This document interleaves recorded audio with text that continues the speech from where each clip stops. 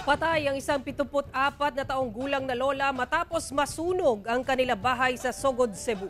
Tutukan sa report ni Nico Sereno ng GMA Regional TV Balitang Bisdak. Pasado alas 6 ng gabi nitong Lunes, Abril 15, namataan na lang na nasusunog na ang isang bahay sa sitio San Isidro, barangay Poblasyon sa bayan ng Sogod sa Cebu. Ikinaalarma ito ng mga kapitbahay at agad nila itong pinaalam sa fire station.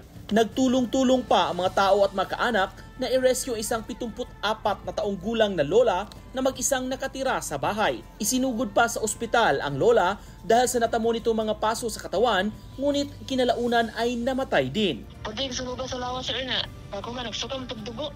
Dahil dili ganay mahikap ang lawas kay puting inita.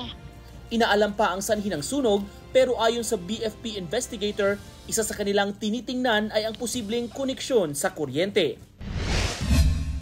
Samantala, parte na isang kumbento ng mga madre sa barangay Maghaway sa Talisay City, Cebu na sunog din nitong Lunes. Aabot sa halos kalahating milyong piso ang iniwang danyos ng sunog. Apektado ang storage room kung saan nakalagay ang kanilang generator set. Patuloy pang iniimbestigahan ng BFP ang pinagmulan ng apoy. Wala namang naiulat na nasaktan sa nasabing sunog. Mula sa GMA Regional TV Balitang Bisdak, Nico Sereno nagbabalita para sa GMA Integrated News.